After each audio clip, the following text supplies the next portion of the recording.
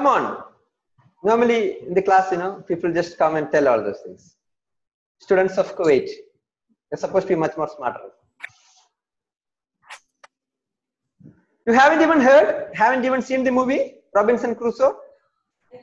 So is it about a survival of Yeah. shipwreck? Yeah, so Alvin is telling it. Alvin is telling it's a survival. Survival of whom, Alvin? Crusoe. Crusoe. So what was the situation? Survival from where? Shipwreck, no? Shipwreck. From? Shipwreck. From a shipwreck. Yeah, okay. Okay, fine. See, the story of Robinson Crusoe is he was like abandoned in an island, in a lonely island. We can tell lonely. There were cannibals for friendship, but then he was the lone person apart from them. It was a story, but then the story was based on the real life of a person called Alexander Selkirk. Have you heard about this guy, Alexander Selkirk? Hilal, you're nodding your head. Have you heard? Anyone? 4 people again raise the hand.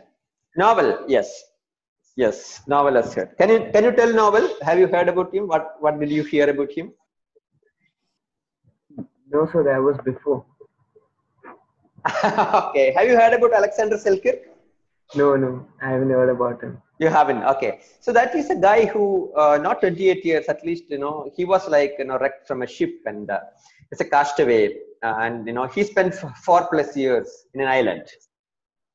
And when he was rescued, the people who rescued him, they understood that by that time he was rescued, he had become accustomed to that island. He had become accustomed to hunting, which he had no prior experience in. And he had made a living ecosystem. That's where he made the calendar, which is not knowing the days. He made a calendar. He made some system for getting food, system for getting water. He fought with animals and all those things. Yeah. So I think compared to that, our lockdown is a pretty much more timid affair, right? It's you are at your houses and you have loving parents. You might have some war room open, but still it's end of the day. It's all because of love and affection and all those things. So if you are thrown in an island alone, the life is going to be pretty difficult. Have you seen this movie called Castaway? Castaway of Tom Hanks. It's a very famous movie. If you haven't, I would suggest that you go and see that. Try to go and see this movie called Castaway. Okay, it's a good movie. It's not a documentary and all those things. It's a Tom Hanks movie. I think it won some Oscar awards. It's actually a very similar story. There have been very similar stories. Have you seen this Hindi movie called Trapped? Trapped. No, very poor movie buffs here. Have you seen this Malayalam movie called, okay, fine. Jomon Jacob has told yes. Oh, at least one guy has seen. Okay, you have seen Trapped or, Jomon, you have seen Trapped or Crusoe or Castaway? Which one you have seen? Trapped. Okay, fine. Okay. Aditya has seen the trailer. Okay. Let me ask Jomon. Jomon, like, are you able to unmute? Are you able to speak? You don't worry, okay? You just come and talk. Okay, fine. So this Trapped is another movie probably you can try to watch. It's a castaway in an urban setup, like in the middle of the town in Mumbai. Mumbai is such a busy town, you see. And in the middle of the town in one building, one person is alone. And then what happens? Then he realizes that all the so-called precious possessions of modern life, all the luxuries, the fridge, the TV, all those things, he realizes that it's of no use then. And the use of a fridge for him was to throw it down so that it can make a noise, so that somebody can come hear the noise and come to rescue him. And the use of some other thing was to make a flat panel so that he can collect some water. Okay, so like these are situations which are much more tougher, And then let me ask you, have you seen this Malayalam movie called Helen?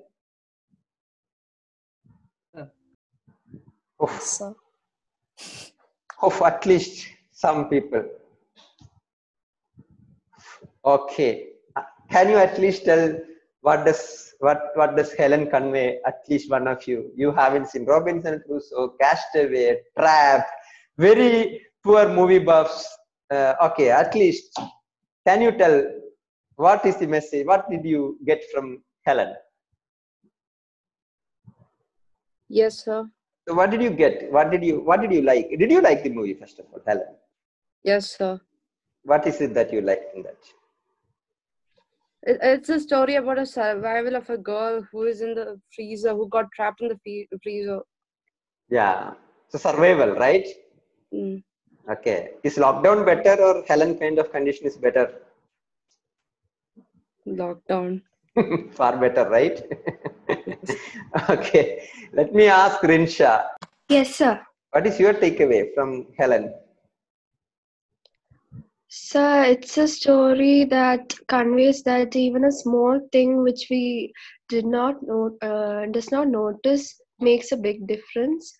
And in that story, that girl was every time noticing a security.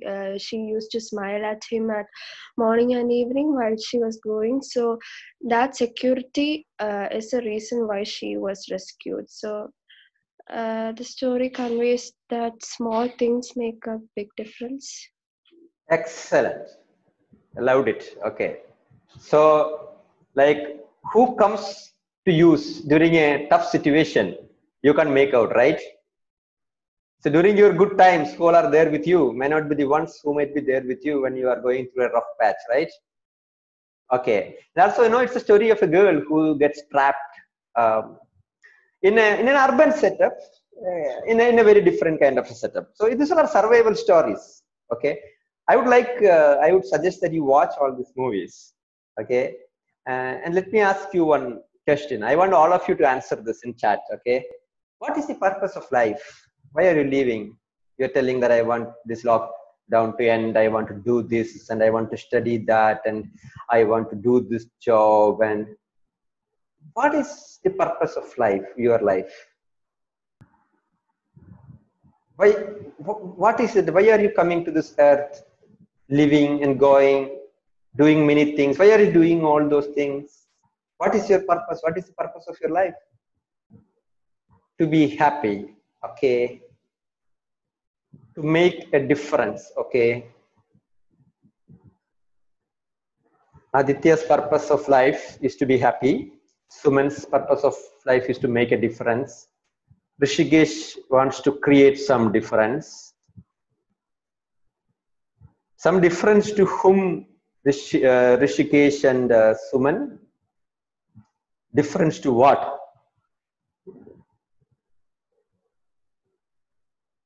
Others? Come on. I want all of you to answer this. Why is it that you want to do many things like, you tell I want to do this, I want to buy that, I want to study this course, or I want to play this, I want to become so and so. Why are you doing all those things? Rishikesh is telling it's making a difference to others.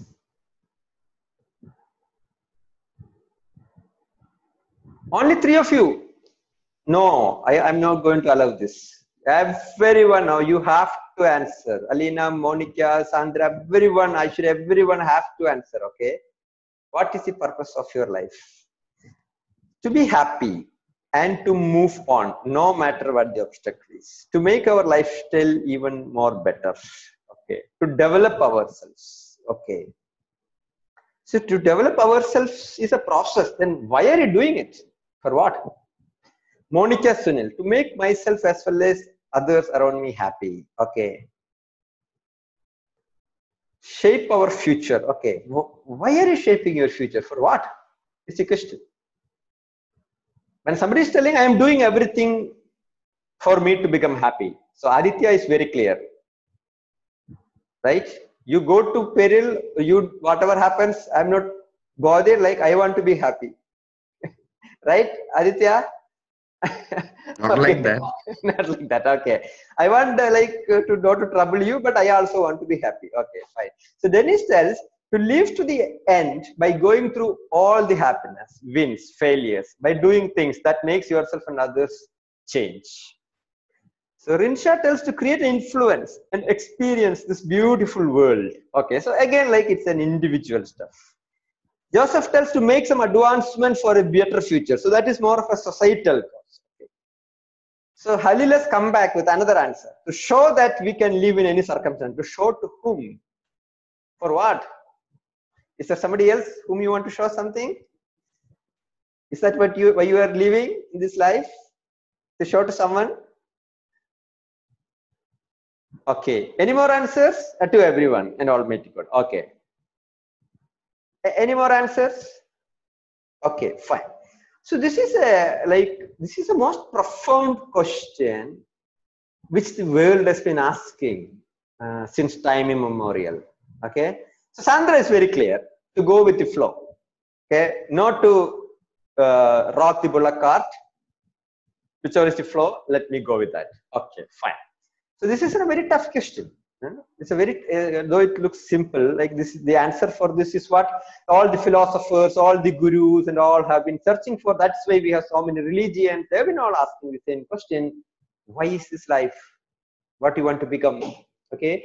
And, but there are, if I all categorize the answers which you have given, except the answer which given by Sandra, most of you belong to two categories.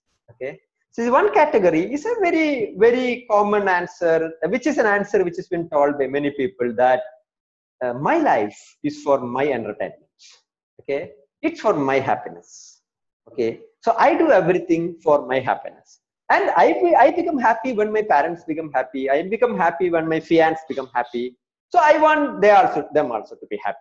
And I become happy when my enemy is sad. So sometimes I want my enemy to be sad. Okay, so like what matters to me is my happiness, and I don't care for like many others who are not of much relation to me. That is fine. Okay. So this is a very normal, common answer, which is one thought stream. Okay, nothing right or wrong. These all things you can't tell this is right or this is wrong and all those things. Okay, and another which very common answer, another very, very common answer is, see what second category of many of you have told, that I want to add a value to the place where I am living. I don't want to just walk out from this earth just by taking care of a happiness part alone. I want to make a difference. I want to add a value here. So that is a second profound proposition called life is all about making value proposition, making value changes, making value addition. So your life is to ensure that you add a value. You are not just coming and going, you are adding a value here. Or somebody tells my name has to be etched here for positive purposes. But very interestingly, none of you have told the so-called most common answer which people normally would have told a couple of generations before, and maybe some of them in the past generation. So that is, the life, our life is all pre-decided. Okay, it's all decided. You have to just walk that path which is pre-decided. Okay, so what will happen to you, what all things you will go through, it's all pre-decided. You are just walking that path. This is more of faith-based kind of stuff. So that something happens to you, you just walk out and walk around and you meet up with an accident. So this is a very good thing to offer a solace to you. They will come and tell, better don't worry, it's okay. This was destined to happen to you. It's not a mistake. It's okay. And you may use it. You may use it in return when you get a poor marks by telling that, Papa, Mummy, it was destined to happen. Like don't ask me why it is happening. Kind of stuff. So that is a very common stuff, which very surprisingly I did not hear any of you here telling. It's interesting. Okay. So let me now, with that, I want you to think over it. Okay. Although you have told this, I suggest you go back home, write this answer in your book, any book, in one place. And I want you to revisit that probably after every year or after every 2 or 3 years. Revisit that and check whether that is still your answer and write it with the date. Do that like every 2 year, 3 year or so. What is the purpose of your life? Okay, fine. As of now, let us start the so-called session which we are planning to do. I would expect you have a small paper and pen with you. I will also tell how I would suggest you to attend this class. Then later, you all are. I would like to consider all of you as grown-up people, like all very grown-up, very matured. And it's not that I know all the answers on the topic which I am telling. It is not that you don't know answers for any of these things. It is like I am presenting you some topics. We can discuss, we can talk. There could be some takeaway. I also would have some takeaway. Okay, fine. So it's not a typical class where there is a teacher, there's a punishment, there is question, there is answer, the right answer, wrong answer, all those things. Okay, so I want you to come out from that common typical classroom kind of an environment. Okay, so let me start with this small presentation. So this is the name of this course which I am trying to take. Okay, so the name, as you can see, is A Journey Through the Universe. Okay. And some of you in this class, like when I started this class maybe a couple of months back, some of you had chat, so that the introduction part would be you might be feeling it's a boring kind of stuff, and some of you may find the later part also boring, which I can't help, but many of you who are there previously might find this is boring. Okay. My name is Satish Kumar, and we run this initiative called GrainEd. Okay, so one of the reason is I belong to the second category of many of you here who told that you want to make a difference. That is the purpose of your life. Okay, so I thought, like, why not try to make some small difference in the lives of students and try to see whether we can impart some subject fundamentals so that your life becomes easy. Yeah, that is the whole purpose. With that, let me move on. This one, so the bottom line I will just read. This is called learning pyramid. So pyramid, all of you know the shape of the pyramid. It's like a cone, right? A conical kind of a shape, two-dimensional, of course. If you have any doubts, you can raise the hand or ask or chat. Okay, if you want to, if not even doubt, you want to tell an opinion, also you can do that. So top of the pyramid, you see, this tells how much normally a typical student can learn from a typical class. So you should understand the two words which I use: typical students and typical class. Okay, there could be non-typical, extraordinary classes and extraordinary students, but a typical student and typical class, they learn only 5% from a classroom. Like for whatever teacher conveys, normally a typical student, average student, takes home only 5%. Okay, so it's a very least effective method of learning. Okay, now don't ask me then why it is the most common method. That's a different question. Okay, now you come to the second part. If you start reading, when somebody talks about some topic, but then you go and read that, even the textbook or something else and all, then your learning almost doubles, but still only probably some 10% of the actual part of it. Then you see the quantum jump from 10% to 50% when you see and hear things. Let us assume you see a movie, or you see an art performance, or you see a video. Okay, or you learn about the independence movement, but you physically go for the tour to those places and see that. You learn about Egypt pyramids, but you physically go to Egypt and see the pyramid, take a walk, you see that, you hear that, you go to museums, you see art programs, and then what you learn, you see it's a quantum jump. So it's the most important thing. Like just by sitting in the classroom and going and reading whatever in the book, from there it's a quantum jump when you experience those. And from there you see the next one is if you start discussing this with others, like you talk to your friends and you go in a group, you start debating about certain things. Was Hitler right or wrong? Was Mussolini right or wrong? Is Gandhi's method applicable today? No. What will happen to the universe, the earth tomorrow? Are we all going to be doomed? What will happen to corona? Is somebody going to make a vaccine? Why is the death percentage more in US and less in Kerala, less in Odisha, less in Goa? Like when you discuss, and then the knowledge level further goes up, right? And then you see further, once you start experiencing, means like you have to do some projects or something. when you get involved, if you have ever done a project, I'm very sure the fundamentals of basics of that topic would be very clear to you. It would soon become clear to you. Because if you start doing something, you have to get a clarity. You start building a transistor radio in your house, fundamentally how to calculate the resistors, resistances, and what is thermistor, what is transistor, it becomes clear to you.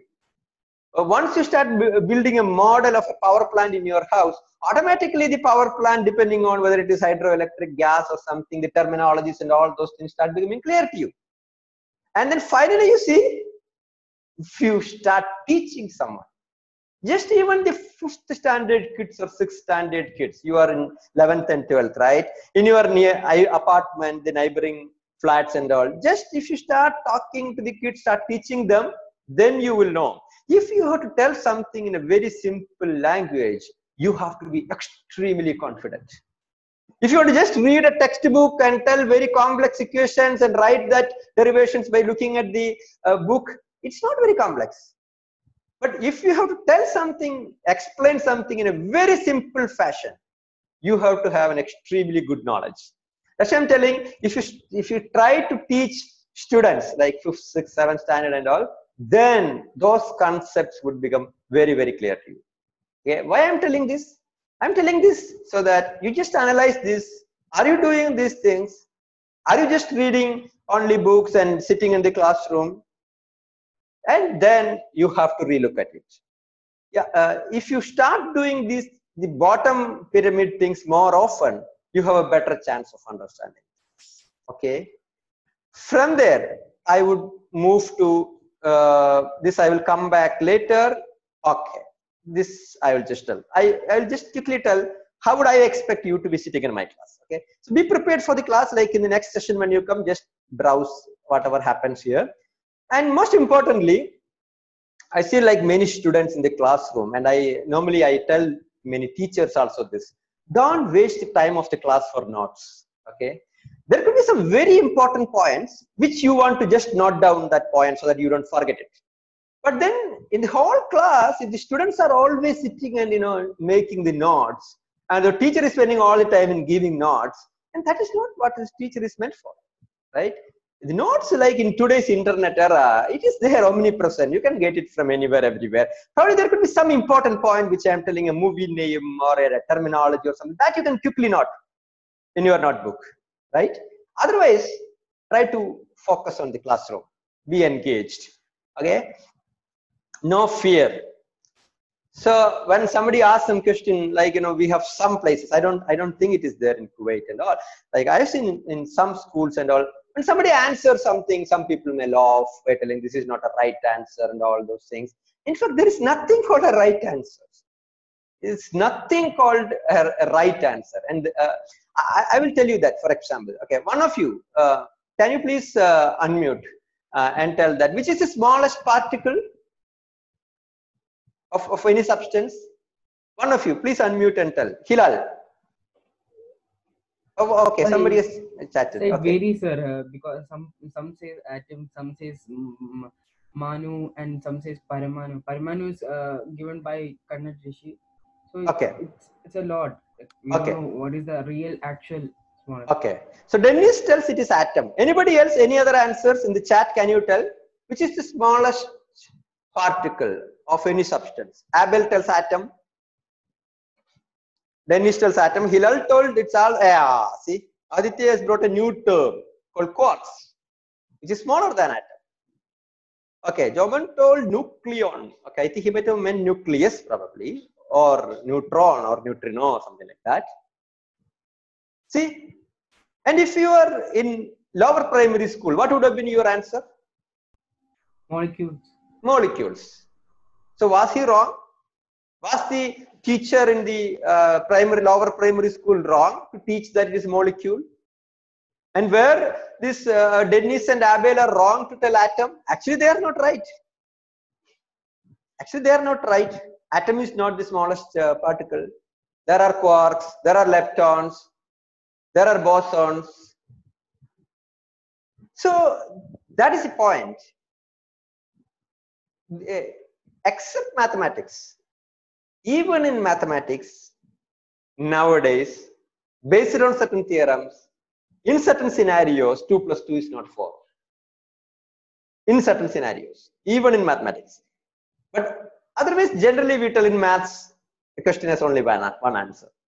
But even in maths also, there are some places we will tell plus or minus this as the answer, multiple answers. And in other topics, there are multiple answers. Okay, but multiple answer in the sense like if you tell that which is the smallest particle of a substance, if you tell chakka, that is not an answer.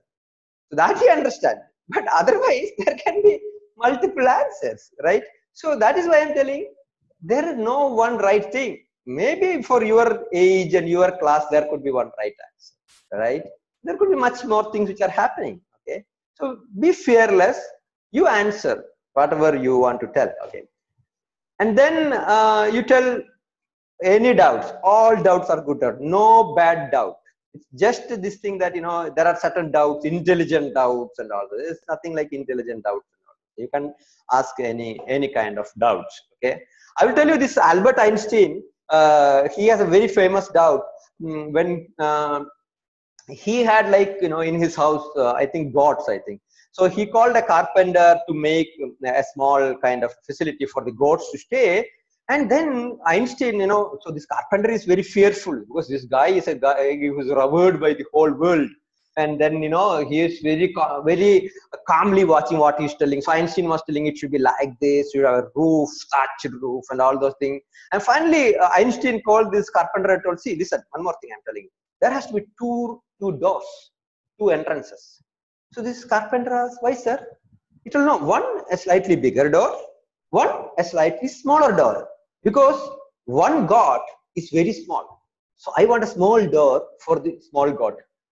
This carpenter at that time turned back and asked Einstein, sir, but the small god can enter through the big door also. Einstein, it seems, thought bitterly, yeah, that's a point. I never thought about it. Only one door is sufficient. Okay. So even the so-called people who are supposed to be one of the most intellectual people also, they also make such kind of, doubts and all those things. Okay. Fine.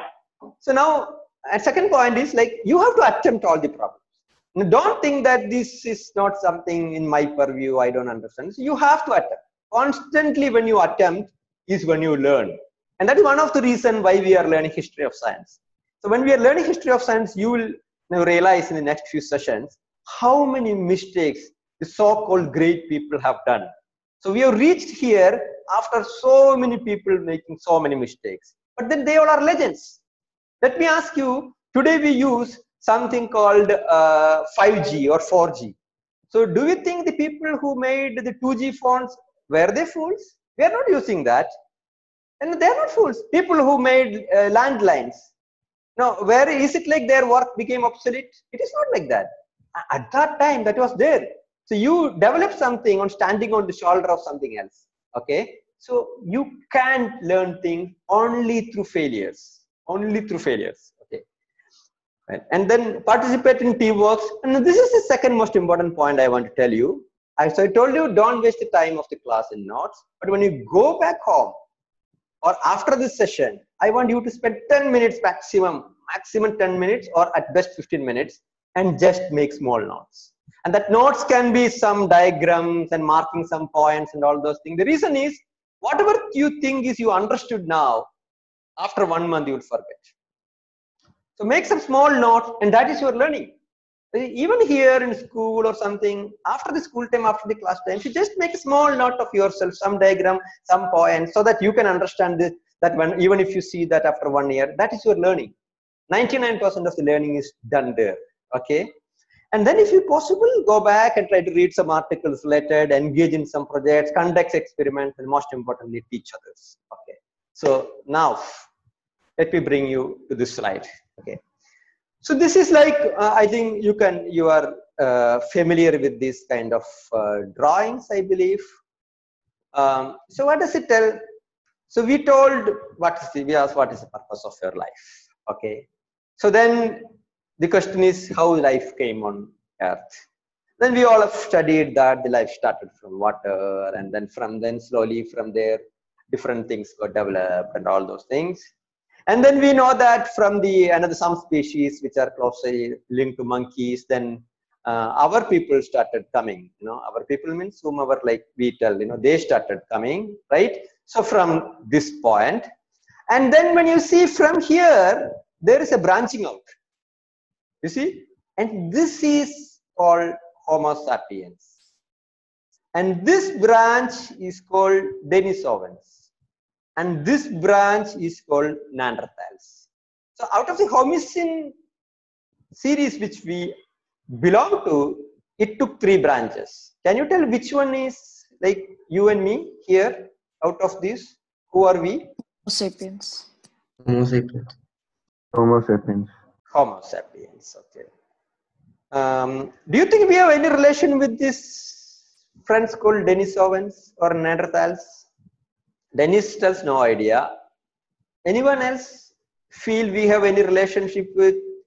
See, they are not humans. They are from the same species, like chimpanzees and all those things. Same species. They are not humans. Hilal tells there's a small relation. Do you want to explain that?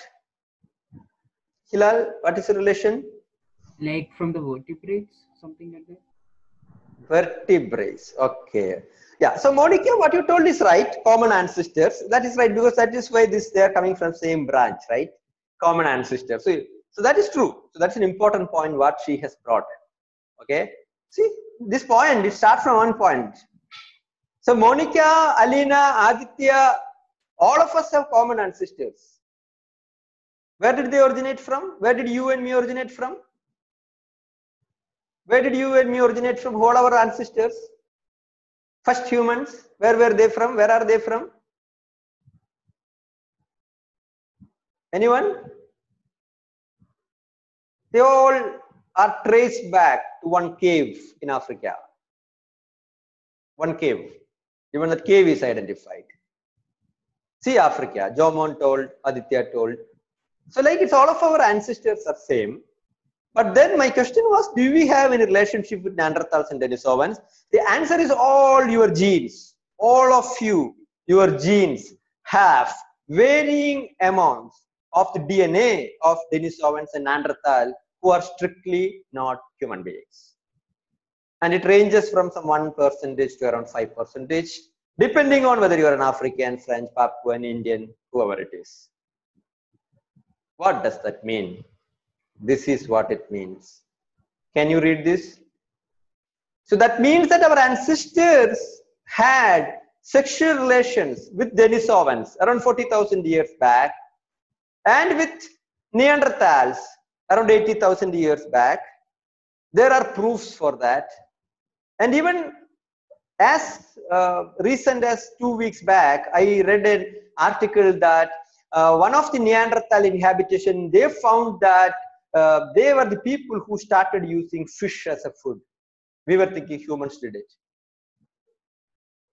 So let me ask you now, what does this mean? Our ancestors had interbreeding, sexual relations with Neanderthals and Denisovans, who are not strictly humans.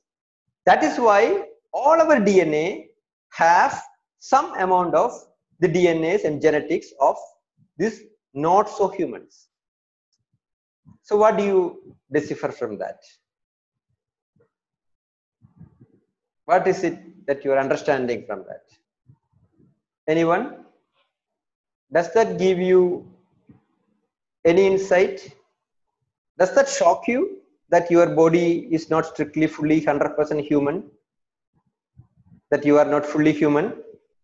It doesn't shock you. Okay. Anyone? You feel uncomfortable that you are not fully human? No. Aditya feels no. Aditya feels otherwise also he has animal instincts, right, Aditya? Okay. Okay, so none of you feel, okay, so it's okay. That is good, which is very good. Okay, so we are very close to human being, to the nature. Okay. But then when this information came up, it was very shocking to many people. Okay. It was very shocking to many people who told that, boss, you don't know who I am. I am from a very ancient, reputed Kanthan, and our family history and blood is so pure that in our house all were kings and queens and Elizabeths, right? So people who felt, took so much of pride in the blood, and that some of them took offense at it, right? Because here we are trying to tell that our familial blood is very pure and strictly from this religion and this caste, and here there are people who are trying to kill some people because they loved somebody from a different caste or a different race or a different religion. And our ancestors were so very smart that they even loved and dated not even humans. Yeah, okay, rest you can derive from, you all are intelligent people, you can derive whatever you want from there. Okay. Now going further, from that time, so I think the for some reasons the Neanderthals and Denisovans are not there today. I think some 30,000-40,000 years back they got extincted. We are still searching for the reasons. Even for dinosaurs and all, we are still searching for the reasons. And then the so-called this age, what we start is from this time. So probably you can make a note of this connotation called KYA, kilo years ago. It is the terminology. So if you read nowadays something, you may see this terminology called KYA, okay? And this other terminology BC and AD, which you won't see much. So people use the terminology called BCE and CE, okay? That is what people use nowadays. Before they were using after the death of Christ and before Christ, BC and AD. And now they use a terminology called current era called CE for what we call as AD. After the year 0, we call the current era is CE 2020. And anything before year 0 is BCE, before current era. These are some terminologies. KYA is kilo years before. So 10 KYA is 10,000 kilo years before.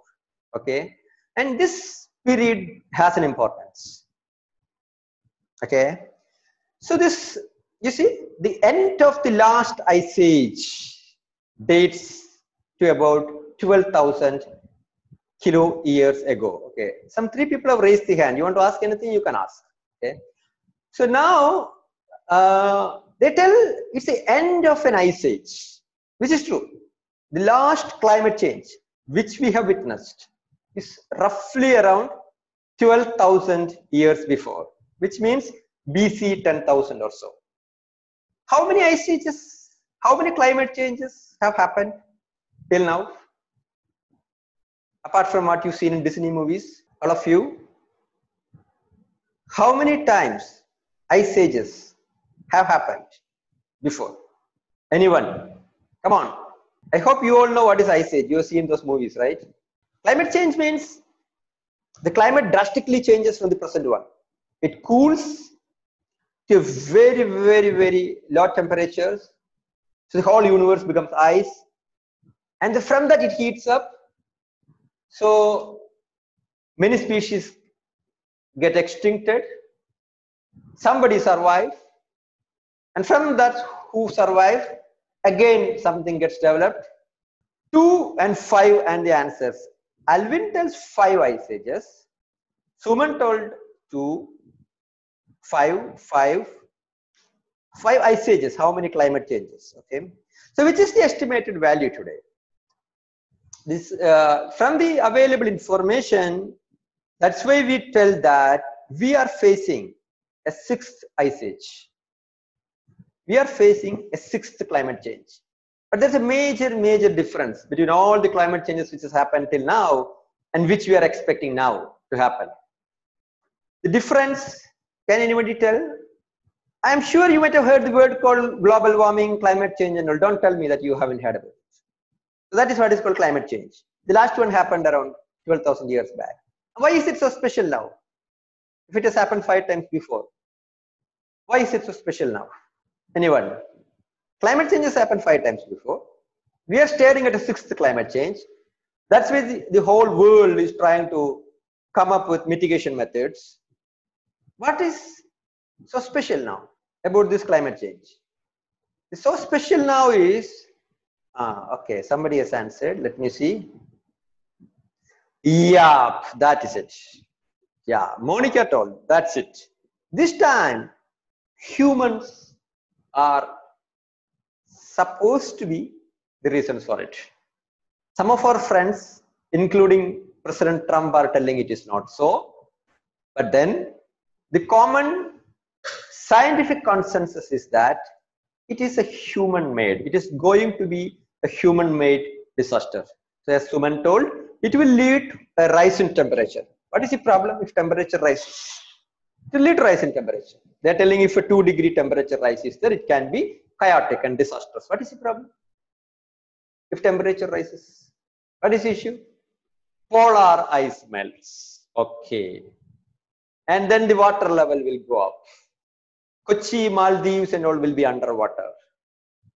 And in many places, we can't cultivate the same kind of food which we are cultivating. And many people, many species cannot survive that temperature.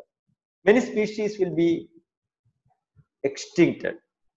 And then the future of human beings and future of the earth, the life on earth will be questionable. That is why the whole world is waking up. Not whole world, some people in the world are waking up towards this. Okay. So now if you see this, do you think there's a relationship, any relationship with between coronavirus and this climate change issue? Any of you? Any of you feel, any of you have read anything which links corona to climate change? Anyone? So as you told, like one of the reason is the temperature will go up. One of the reason is we have the ozone layer on the top, which is shielding the earth from harmful rays. And because we have carbon monoxide, carbon dioxide more emitting because of fossil fuels, which is causing the burning of the ozone layer. So that is why we are trying to move to electric cars and all those things. That also means the economy of Middle East is under question. All those things you might be knowing.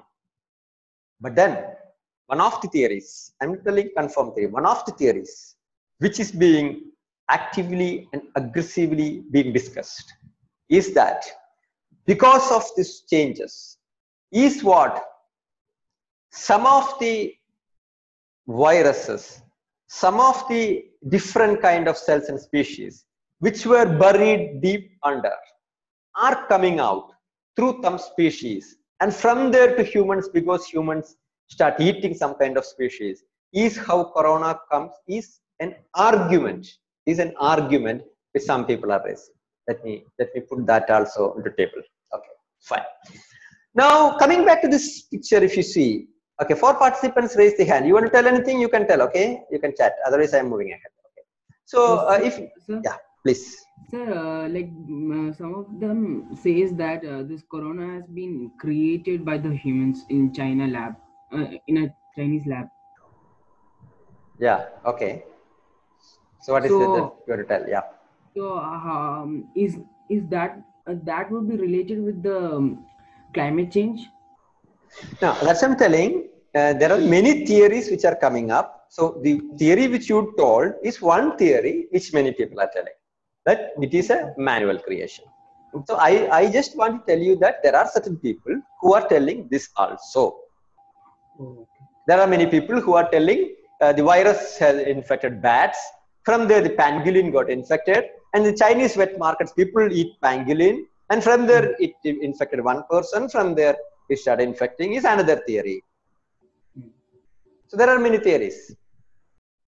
Yeah. Okay, sir. Okay, but I just want to tell you that this theory is also there. I'm not telling it is right or wrong.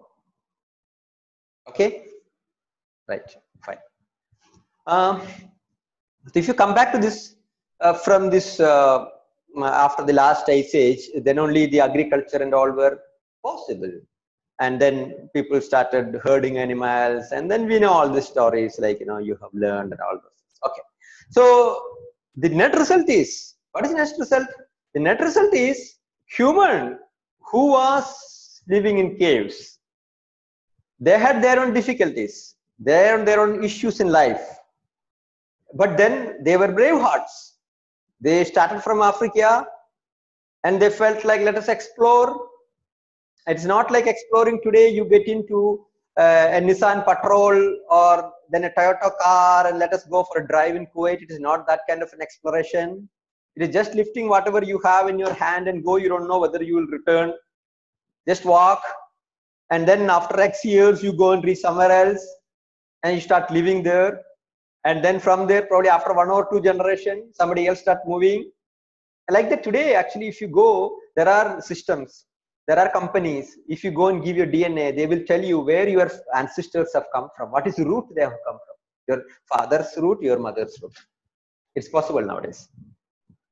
So now if you see that Stone Age, one remarkable thing for them is like they did not fear these animals and all those things. It's not like they don't fear at all, but they had learned to tame them, because that's the only way for them to live.